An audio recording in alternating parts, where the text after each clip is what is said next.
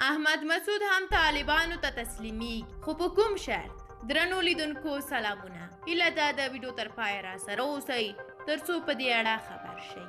د احمدشاه مسعود زوی احمد مسعود وایي چې له طالبانو سره د یو پراخ بنسټه دولت د رامنځته کېدو لپاره سیاسي مذاکراتو ته چمتو دی. نوموړي له شرق الاوسط ورځپاڼې سره په تازه مرکه کې ویلي دي چې دوی د ډیالوګ له لارې له طالبانو سره د یو ټولمنلي دولت رامنځته کېدو ته تیار دي، خو په وینا یې هغسې چې د منلو نه دي هغه د یو افراطي دولت جوړېدل دي چې نه یوازې افغانستان بلکې ټولې سیمې او نړۍ ته ستر ګواښ دی.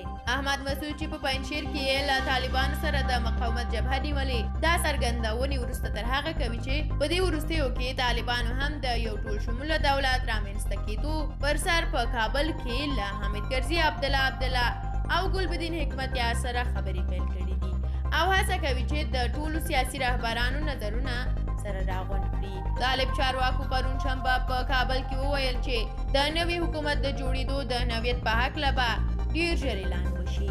د طالبانو د سیاسي دفتر ویان محمد نعیم شنبه ورځ وویل چې ټیکپوري طالب مشران د راتلونکي حکومتي سیستم په هکله په کابل کې له مشهورو سیاسي څېرو سره د نظریاتو تبادله وکړه. هغه د طالبانو د سیاسي دفتر د لوړپوړي غړي شهاب الدین دلاور له قوله وویل چې طالبانو افغان مرکچیانو ته ویلي دي چې دوی یو داسې قوي مرکزي سیستم غواړي چې د قانون حاکمیت ته درناوی ولري، له فساد څخه پاک وي او هر افغان د دې فرصت ولري چې خپل هیواد او خلکو ته خدمت وکړي. طالبانو د پخواني افغان حکومت ټولو چارواکو ته د عمومي عفوې له اعلانولو وروسته په سیاسي سلا مشورو لاس پورې کړی دی. د طالبانو مرستیال عبدالغني برادر له کندهار څخه کابل ته راغلی دی چې د حکومت د جوړېدو د پروسې څارنه وکړي.